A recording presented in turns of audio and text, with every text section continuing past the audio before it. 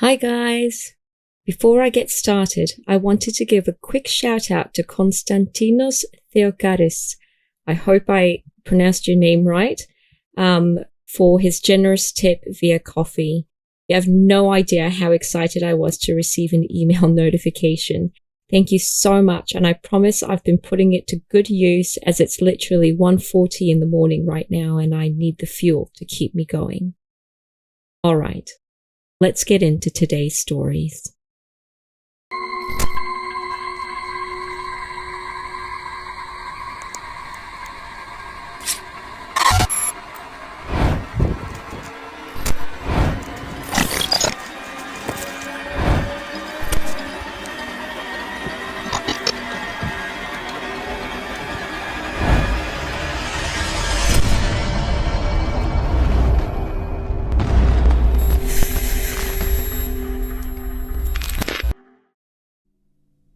I hate spiders. I'm so scared of them that I almost get paralyzed in fear. I wonder why. Before I entered elementary school, I used to live in an apartment complex in Hyogo Prefecture. There were 3 identical buildings and we were living in the very last unit on the 8th floor in Building 1. There were 2 other boys my age living on the same floor. We got along well and played together a lot in the park and other areas within the complex. Depending on the location, there were tons of crane flies and spiders, and it made my skin crawl.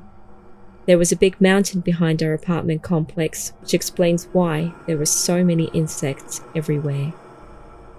Aside from the 3 of us, there was another boy who would sometimes play with us. Let's call him Tomoki. He used to live on the 1st floor and he was the shy type. He preferred staying indoors and playing with his toys than going outside, so we only played together for about a month or so. One day, I went over to his house by myself. The 1st floor of the complex was unusually dark, and on this day it was cloudy, so it made everything even darker. I remember feeling a bit nervous walking down the hall to Tomoki's place. I felt relieved when I saw that Tomoki and his mum were waiting for me. He brought out his toy ambulance and police car. We made up stories and began playing together. As we were playing, I happened to look up and I saw something that I had never seen before sitting on top of a chest of drawers. There were several tracks crisscrossing each other and looked like a toy model of some sort. And it looked like fun. "Let's play with that," I said, pointing at it. But he replied flatly, "We can't because you broke it." I paused for a bit and said, "You're lying. I've never seen that toy before." "You came over to play the other day and you broke it." He wouldn't back down and I had no memory of this. Just then, Tomoki's mum came into the room and she started putting away the laundry. I said to her, "Tomoki keeps saying that I broke that toy." "But you did break it last time you came over." She was saying the same thing he was. I was 4 or 5 years old at the time, but I remember everything from back when I was 3 years old. I know for a fact that I would remember something as big as breaking a friend's toy. I never broke it, and it was honestly the first time I ever saw a toy like that before. "Why do you keep saying that? I didn't break it." "Yes, you did. You broke it last time you came over." "That's right. Tomoki hasn't been able to play with it since because you broke it." I didn't know how to explain this feeling back then, but it was the first time that I felt that something was truly off and weird about this entire situation. I sat there trying to remember when I had broken his toy. I thought of the previous times I had gone to his place, but no matter how many times I tossed things around in my head, I couldn't, for the life of me, remember breaking it. I didn't want to stay there any longer, so I went home. It was a shock to my system, and I couldn't tell my parents anything when I got home. After a while, we ended up moving to Tokyo, so the matter was never solved between Tomoki and I. After that, my grandmother sent me a book titled Faber's Book of Insects. I loved it so much and read it over and over again, and I became really interested in insects. Although we were in Tokyo, we were surrounded by wilderness, so I was always out looking for bugs. I was comfortable with all of them except for spiders. It went beyond hate. Just thinking about spiders made my hair stand on end. The Faber's Book of Insects talked about spiders too, and I enjoyed reading about them, but my fear of them never dissipated, even as I grew older. One day, my mother and I started talking about our days back in Hyogo Prefecture when we used to live in that apartment complex. That's when she said, "You've always hated spiders, but it was the worst when you were little. You would start screaming out in the middle of the night, 'I hate spiders!'" As I mentioned earlier, I remember a lot from when I was really young compared to the average person. But I don't remember crying out in my sleep when I was small. According to my mum, I would scream as if there was a spider right in front of me. I didn't look half asleep, but rather like a person who has lost his mind. It continued to happen for quite some time that she wondered whether she should take me to the hospital to get checked. That's when I started to doubt my memories. I mean, I should be able to recall this happening, shouldn't I? And then I remembered the tiff I had with Tomoki and his mum. I could feel something slowly coming back to me as I pictured myself in Tomoki's dark room. But whatever was trying to wriggle its way in would disappear back into the abyss. My mum continued speaking. There was a big mountain behind our apartment, so there were so many big spiders around. They were the size of an adult's hand. I'm sure they looked gigantic to a child. All of a sudden, everything came flooding back, and it took all I had to not scream. When I was running around in Tomoki's room, I fell over and landed on that particular toy. Tomoki began hitting the floor, crying and telling me off. That's when his mum asked him, "Will you forgive him if he did this?" She reached over and grabbed a spider that was bigger than her hand and put it. I had blocked it all from my mind, and it all came back like a huge electric shock. She put that spider in my mouth. And that texture.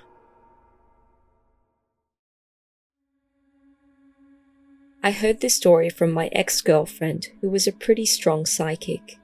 I asked her what her scariest experience was regarding spirits and ghosts, and the following story is what she told me. I've heard many scary stories in the past, but this one was by far the scariest. Some of it might get lost due to my poor writing skills, but I'll do my best. It occurred near a dam in a particular prefecture towards the end of the 1990s. At that time, she was working at an electronics shop and she had to deliver a TV to a certain city there. Her aunt happened to live in that same city, and since she had to see her as well, she decided to stop at her place before the delivery. She also asked her whether she knew where the delivery address was. Since it happened to be super close to her aunt's house, everything went along smoothly. Wanting to stop by the neighboring city, she asked her aunt whether there was a shortcut to get there, and that's when she was told to drive along the dam. It was a cloudy and dark day, but she wasn't bothered by it, and she drove along a narrow mountainous road. She was driving for a fair while, and she should have started to go down the mountain by now and into the city, but instead, the road continued through the mountain endlessly. The paved road turned into an unpaved one full of rocks and bumps and became even narrower, barely enough to fit one car. She began to feel anxious, wondering whether she took a wrong turn somewhere when she came across an old woman. She was clearly walking back from working on a farm somewhere. My ex stopped and asked her, "Excuse me, does this road lead to the city?" To which the old woman replied kindly, "Oh no, not this road. There's a house a bit further down. The road will be wide enough for you to do a U-turn there." She thanked the old lady and continued to drive until she saw the house. It was one of those huge old farmhouses, complete with a barn and a warehouse of some sort. Why is there such a huge house in the middle of nowhere?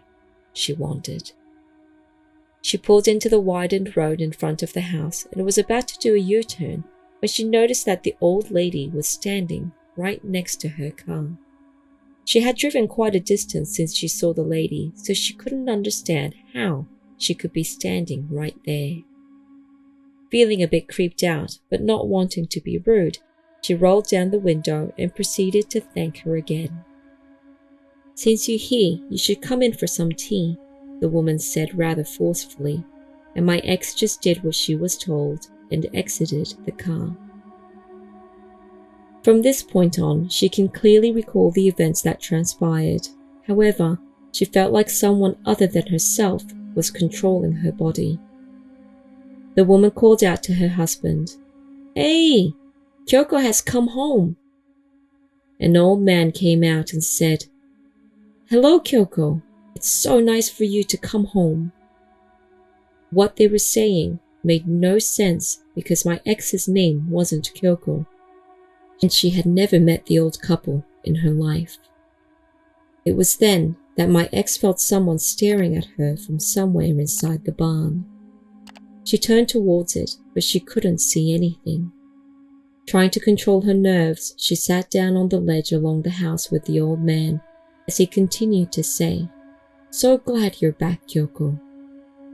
She assumed that the man must have been suffering from dementia or Alzheimer's or something, and replied politely, No, I'm not Kyoko. I'm someone who just happened to pass by." The man acted like he didn't hear a word she said.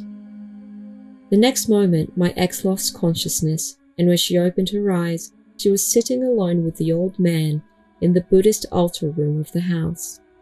She didn't know why she lost consciousness, but the man was still talking to her. "Everyone is gone during the day and I'm the only one home." She was feeling more creeped out by the second, but she tried not to let it show and said, "Oh, I see. But isn't there someone in the barn?" "Oh yeah, that's our granddaughter. She has tuberculosis, so we keep her in there. Can't let her in here because we're too old," he replied. It must be difficult to have an illness like that. As she spoke those words, someone grabbed her arm. Surprised by the sudden touch, she looked down and saw a girl that looked to be about 3 years old holding on to her arm. She had no idea when the little girl had come into the room, but the girl was looking up at her with an expressionless face. At this point, my ex knew instinctively that something was off about this house. She wanted to run away, but her body wouldn't budge. "Hey, it's not your mother," the old man suddenly yelled at the girl. At that moment, the girl pounced onto the man and bit into his neck. Her teeth were sharp and her eyes were red. According to my ex, the girl's face had turned into one of horror. She could feel the hairs on her entire body standing and her skin tingling. She was at the end of her rope. She tried to run away again, but her body wouldn't move. When she looked down, she saw multiple hands coming out of the tatami mat, and they were all clinging onto her. She could hear voices saying, Kyoko, we're so glad you came home. You won't be able to run away this time." She felt like she was about to faint and looked up. The little girl was nowhere to be seen, and the old man had turned a few decades younger to a man that looked to be in his 40s. And this man was saying the same thing as the voices. "You won't be able to go home, Kyoko," the corners of his mouth curling into a creepy smile. She was at a loss and didn't know how to get out of this situation. Suddenly, the man came over, grabbed her hand and walked her outside. Unable to fight back in any way, she allowed herself to be pulled along until they reached the warehouse. She stood there shaking in fear when the man opened the door to it and showed her what was inside. There was a zashikisho there with a woman lying inside it. A zashikisho was used during the Edo period between 1603 to 1868 to confine criminals and lunatics. Who is this?" my ex cried out. "What do you mean, who is it? It's your little sister," he replied, still smiling.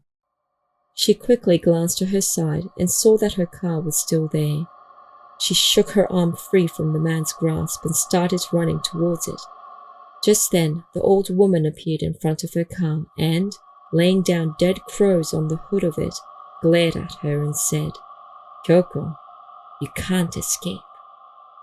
Doing her best to keep from going crazy, she swiped off the dead birds, got into her car, and turned on the ignition. The car didn't start. It took her several tries until the engine finally revved up. Doing the quickest U-turn she ever did in her life, she sped out of the property as fast as she could without turning back. She wishes the story ended here, but it didn't. The spirits that were trying to possess her didn't give up that easily. No matter how long she drove along the road, it continued to get narrower and narrower until the car couldn't fit anymore. Her mind was in overdrive, trying to figure out what to do when a red bridge slowly came into focus straight ahead of her. As it came into focus, she noticed the woman standing next to the car. She spoke directly through the closed window. "See, I told you can't go home. I made that bridge just for you, and you have to cross it." My ex had no choice but to reverse out of that road and to try to take another one, hoping to get as far away as possible. She ignored the old lady and started to back out. The next second, the woman was hanging upside down on her windshield while yelling over and over again, "I'm not gonna let you go. I'm not gonna let you go." She continued to reverse while doing her best to ignore the woman when once again a red bridge came into view. It was at this time that she truly felt there was nothing else she could do to escape. As if in a trance, she stopped the car and opened the door. She stepped out and began walking towards the bridge. It was at this moment that she heard a voice talking directly to her. It was the voice of her grandmother, who used to take loving care of her when she was little.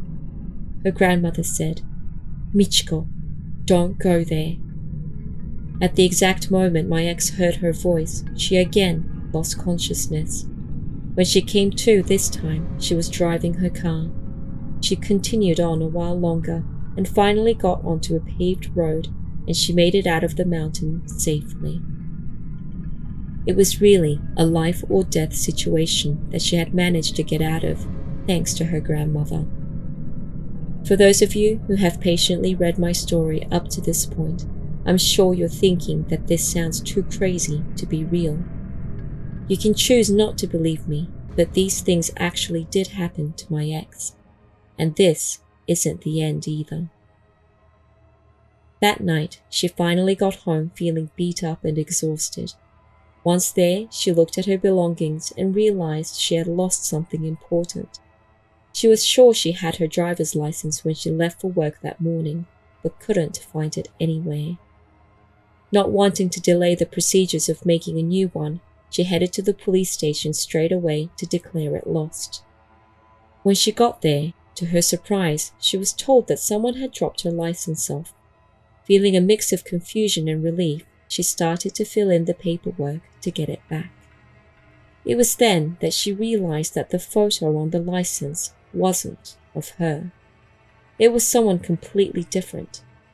Discovering this strange discrepancy, the police decided to keep it for a few days to investigate the matter.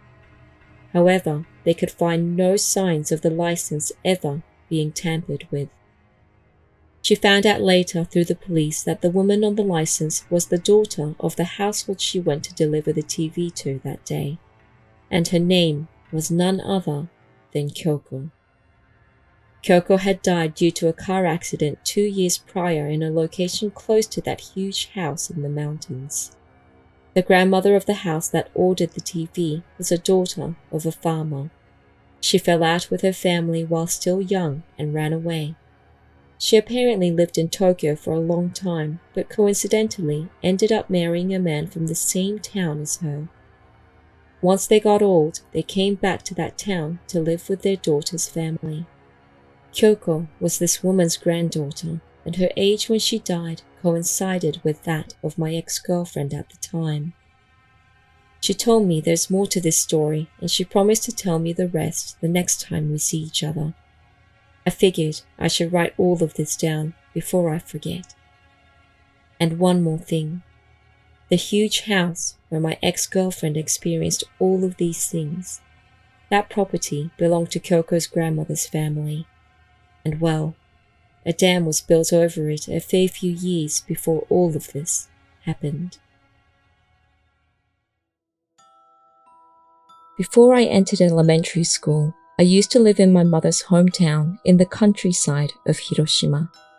I want to tell you about a girl that I met there. I wouldn't call her a good friend or anything. She was just someone that I knew. Her name was Sayo. This place was a farming town and didn't have kindergartens or nursery schools.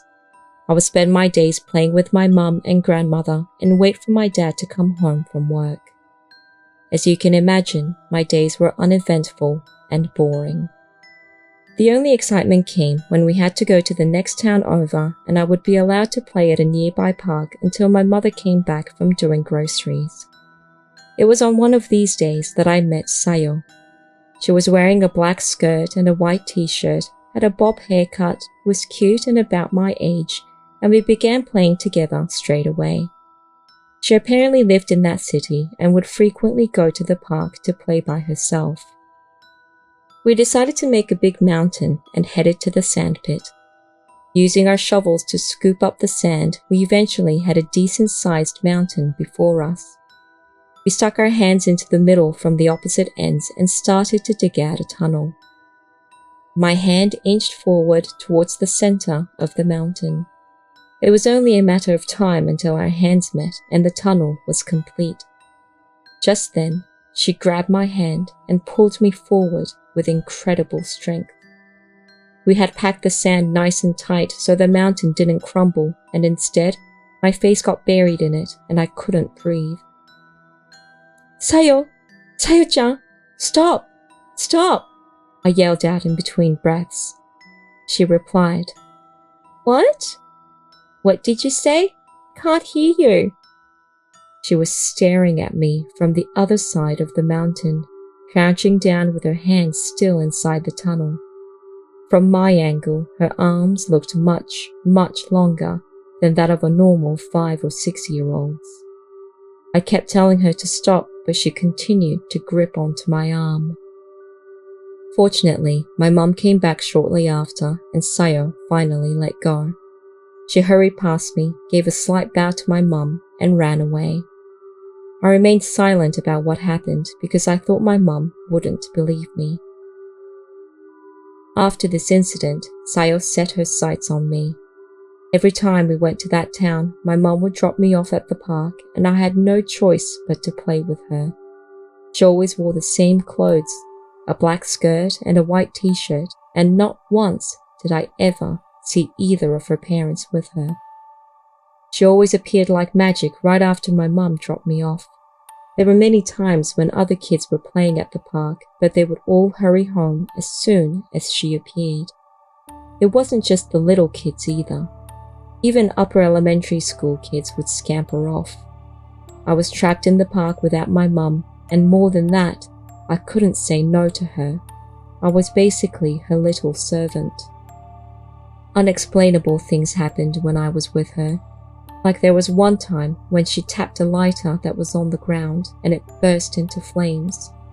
There was another time when she balled up a bunch of dead leaves and threw it at a cat that was walking along the top of a fence.